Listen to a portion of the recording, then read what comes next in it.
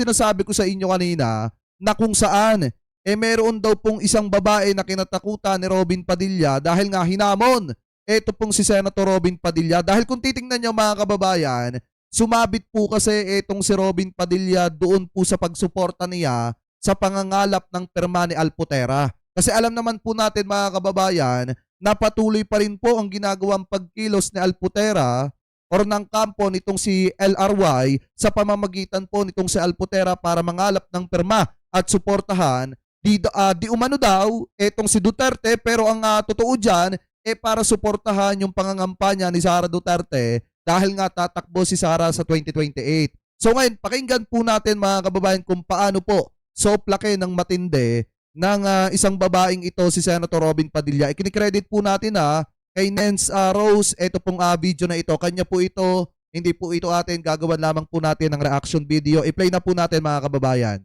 Ginoong Padilla, ako pala to, ang babaeng Magandang umaga sa iyo, Ginoong Padilla. Ako pala to, ang babaeng kinatakutan mo na pumasa sa hamon na kahit sunugin ka, mangangamoy Duterte ka. Pinangunahan mo pala ang signature campaign para sa kalayaan ni Rodrigo. May masasabi ako sa iyo, syempre.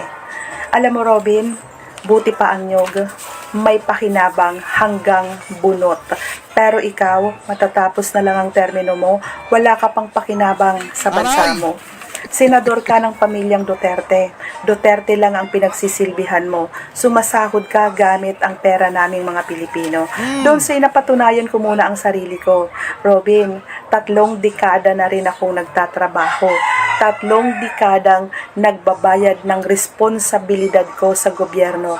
Walang palya akong nagbabayad ng tax sa gobyerno para may sahurin ang walang pakinabang na kagaya mo. Aray! Kasi mga kababayan, lingid po sa inyong kaalaman, di ba napakainit na usapin etong pangangalap po ng perma ni Alputera mga kababayan sa mga kababayan Pilipino po natin. Kasi para po sa kaalaman po ninyo, yung ginagawa po nilang yon, mahalaga po yon para po sa pangangampanya ni Sara Duterte. Yung pagkuha ng numero, ng cellphone number ng mga kababayan Pilipino po natin, pagkuha ng mga kopya ng ID mga kababayan o mga pirma, talagang kailangan po yan ni Sara Duterte. Dahil nga mga kababayan, kapag ka may contact na sila sa mga kababayan Pilipino po natin, mas madaling makapag-message at magpadala ng mga mensahe mga kababayan na may kinalaman sa pagtakbo ni Sara Duterte at madali para makakuha ng suporta. Kaya po patuloy yung ginagawa po nilang pag-iikot na yan. Dahil kung gusto po talaga nilang palayain itong si Duterte, di sana mga kababayan pinagsabihan na lamang nila itong si Sara Duterte na maghinay-hinay sa mga binibitawang salita. Pero kung titingnan nyo mga kababayan, yung ginagawa po nila hindi po talaga para kay Digong yan. Para po talaga yan kay Sara Duterte. Kasi nga, kailangan po nila yung mga signature campaign na yan, kailangan po nila yung mga telephone number, mga cellphone number ng mga kababayang Pilipino po natin. Anyway, tuloy pa natin. Wala kaming pribileyo sa gobyerno. Di kagaya mo, pati pamilya mo, nagpapakasasa gamit ang pera ng taong bayan. Pag nagkasakit kami, pera namin ang gamit namin. Oo, naguhulog kami sa PhilHealth, may PhilHealth kami. Pero yung PhilHealth, pera din namin. Yan din ang ginagamit namin. At pag kinapos ang mga uring manggagawang kagaya namin, umuutang kami sa SSS at pera pa rin namin ang ginagamit. Pera namin, pero inuutang namin. Kailangan pa namin pumirma at mangako na babayaran ang utang. Utang gamit ang sariling pera namin. Walang pribileyo, pero ikaw tangina, puro kabubuhan, pero nagpapakasarap gamit ang pinaghirapan naming mga Pilipino. O diba? Di ka ba nahihiya? Di ba nahihiya ang pamilya mo sa ginagawa mo? Yung signature campaign na yan, walang mangyayari dyan. Hindi papansinin ng ICC yan. Kahit nalibutin mo pa ang buong Pilipinas, kahit bitbitin mo pa ang libu-libong perma sa ICC, hindi yan papansinin ng ICC. Kasi kung titingnan nyo mga kababayan dalawa kasi yung pwedeng maging purpose nila dyan. Una, sinasabi po nila na yun daw po mga kababayang perma na kinukuha po nila sa mga kababayang Pilipino po natin, gagamitin daw po nila para humiling sa Korte Suprema na maglabas ng resolusyon na kung saan nananawagan itong Korte Suprema o nakikiusap sa International Criminal Court na palayain na itong si Duterte sa pamamagitan na kailangang i-granted ng International Criminal Court yung hinihingi ng kampo ni Duterte na interim release. Kaso ang problema mga kababayan, wala na nga pong jurisdiction ng ICC dito po sa Pilipinas. Ngayon, kung wala ng jurisdiction ng ICC sa Pilipinas, ibig sabihin, wala na rin po tayong jurisdiction doon po sa International Criminal Court. Kaya lang naman kasi naaresto si Duterte dito sa Pinas dahil nga po sa Interpol. Ano po, ngayon ituloy pa natin mga kababayan. Kabubuhan talaga, kapalpakan ang ginagawa mo. Diyos ko, Mariosep, the more signature, Robin, the more chances na hindi na makalaya ang amo mo. Alam namin na nagbabayad ka ng utang na loob kay Rodrigo dahil utang mo sa kanya ang kalayaan mo. Pero di ba dapat ikaw lang ang nagbabayad? Pero bakit kailangan mo pang idamay ang mga bobong Pilipino, ang mga DDS na wala namang kasong kagaya mo? Bakit pati sila kailangan bitbitin mo sa kaso ni Rodrigo? Kung talagang walang kasalanan si Rodrigo, di ba dapat tumayo siya sa sarili niyang paa, umarap siya sa korte ng ICC at patunayan niya, Robin, ebidensya ang magpapalaya sa tatay mo. Hindi kasinungalingan, hindi drama, hindi pamumulitika, hindi pagpapaawa, at hindi pangbibiktima. It takes nothing to join a crowd, but it takes everything to stand alone. Kung talagang walang kasalanan, haharap sa ICC ang tatay mong karton. Kuha mo, nakakahiya ka hanggang ngayon, pasaway ka pa rin at pabigat ka sa mga Pilipino. Ouch! Ang sakit nun mga kababayan, no? Talagang sapul na sapul dito si Senator Robin Padilla. Kasi mga kababayan, yung tatay ni Senator Robin na si Rodrigo Duterte, karton naman talaga. Sa totoo lang. At may mga susunod pa dyan na magiging karton katulad po ni Senator Bato de la Rosa. Katulad mga kababayan, nitong Sinabongo at posibleng mapasama pa sina Adbayalde at yung iba pa na mga sangkot mga kababayan sa maling polisiya ni dating Pangulong Rodrigo Duterte. So ngayon, kung titingnan nyo mga kababayan, talagang sapul dito si Senator Robin kasi nga yung sinasahod po niya ay galing po sa tax ng mga kababayang Pilipino po natin. Kaya wala siyang magagawa kapag ginanito po siya ng taong bayan. Anyway, tuloy pa natin. Joining a crowd is nothing, but standing alone is fighting for truth. Ang mga DDS na yan na nakukumbinsi ninyo, ang nasa utak niyan, wala. Kung ano lang ang nababasa sa social media, kung ano ang napapanood, yun na ang pumapasok sa utak nila. They cannot even recognize kung fake or totoo ang pinapanood nila. What more sa pinagpapapirma ninyo? Hindi nila alam kung ano ang pinipirmahan nila. DDS ang mga yan. Ang akala nila, pipirma sila dahil may ayudang matatanggap. Pumipirma yan na hindi nyo pinapaliwanag. Subukan nyo ipaliwanag na ang papirma ninyo ay para sa kalayaan ng Duterte. Ewan ko na lang kung may makumbinsi kayo. They don't care about it. Sa totoo lang, ang gusto ng mga DDS sa karamihan, ayuda, pera, walang bayad, walang perma. Tangina. Robin, kailan ka ba matatauhan? Bakit kasi hindi ka kumain ng mani ni Mariel para tumalino ka naman? Ouch! Nakakahiya ka talaga. Isa kang bobong senador na Pilipino. Aray! Diba mga kababayan? Sapol! Sapol ba? Sapol lang matindi si Senator Robin Padilla. Alam nyo, ganyan nakagalit ang taong bayan eh. Hindi natin masisisi.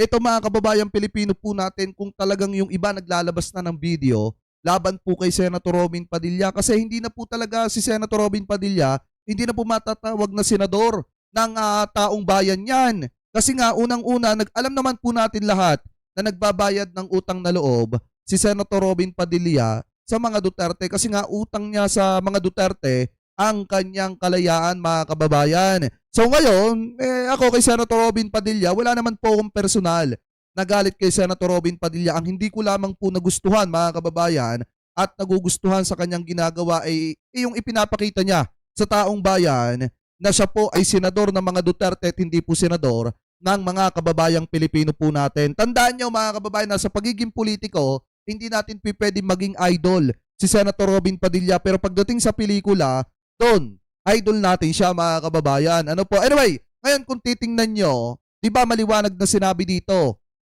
na kapag ka ipinaliwanag sa taong bayan kung ano ba talaga yung purpose ng perma at kapag ka sinabing para kay Duterte yon, wala pong gaanong paperma doon. Pero kapag ka sinabi mga kababayan na yan po ay pumapatungkol sa ayuda, makakatanggap ka ng ganito, ganyan, e-bike, talagang halos paperma yung iba natin mga kababayan kahit hindi naman po nila alam yung pinipirmahan po nila. Kaya nga kung mapapansin ninyo sa kabila po ng pangangalap ng perma ng kampo ni Sara Duterte at saka nitong si Alputera sa likod ni tawag dito sa pamamagitan nitong si Al-Araway na kung saan talagang dire-diretsong ginagawa nitong si Alputera, mapapansin nyo na di ba after nila manguha ng perma, namigay po sila ng e-bike. So yun po siguro mga kababayan, yung kapalit ng ginagawa po nila na talagang pangangalap ng perma at yun siguro din yung ipinapaliwanag po nila sa taong bayan na kapag ka pumerma ka, makakatanggap ka ng ayuda or di kaya naman makakatanggap ka ng e-bike. So ngayon mga kababayan, kung titingnan nyo, siguro mapapaisip kayo, bakit ganun na lamang po kahalaga kay Alputera, ito pong si dating Pangulong Duterte na kahit binabatikos na siya ni Maharlika at pinagkakalat ni Maharlika na si Alputera yung nagpakalat ng tarugong itim ni Duterte mga kababayan at nagpakita kung kani-kanino. So ngayon kung titingnan nyo, bago po pala si Alputera, naging nasan ba yun? Yan.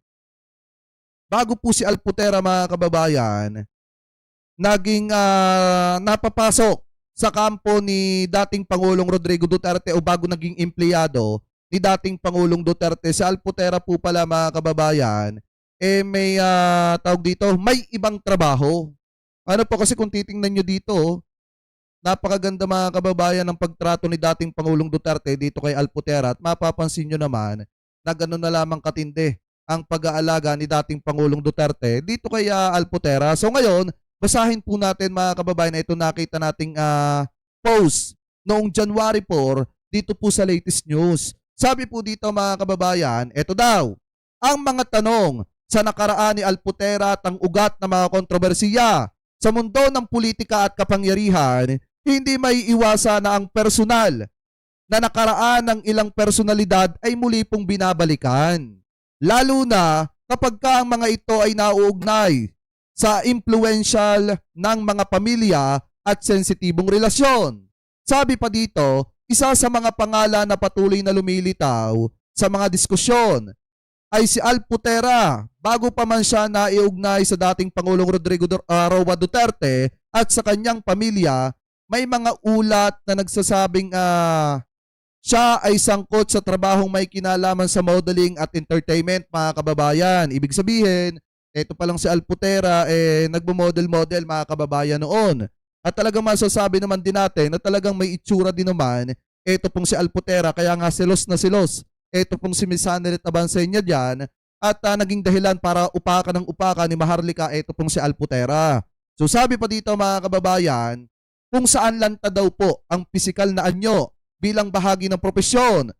Bagamat ang ganitong uri ng trabaho ay hindi po illegal at may kanya-kanyang pinanggagalingan, hindi may kakaila na nagiging usap-usapan ito kapag ka naiugnay na sa pinakamataas na antas ng kapangyarihan or kapag ka naiidikit na kay dating Pangulong Rodrigo Duterte. Kasi nga may mga lumalabas na balita na di umano daw mga kababayan ni itong si Alputera ay naging isa sa mga babae ni dating Pangulong Rodrigo Duterte. Kaya ganoon na lamang daw po mga kababayan ang impluensya ni Alputera noon na naging dahilan nga para mapakiusapan na ni Al-Arway itong si Alputera na makakuha ng tulong kay Duterte para gipitin yung mga kasosyo nila dati sa negosyo na naging kalaban nila mga kababayan. Ano po, so sabi pa dito, ituloy pa natin.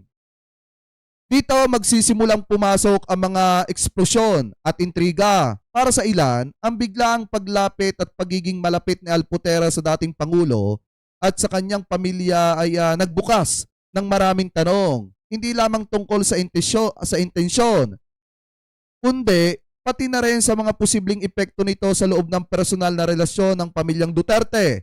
Sa ganitong konteksto rin, iniuugnay ng mga taga-Masid ang sinasabing selos at tensyon na nararamdaman umano ni Hanelet or ni Hanelet Abansenya na matagal nang kinikilalang malapit sa dating Pangulo o kinakasama ni dating Pangulong Rodrigo Roa Duterte.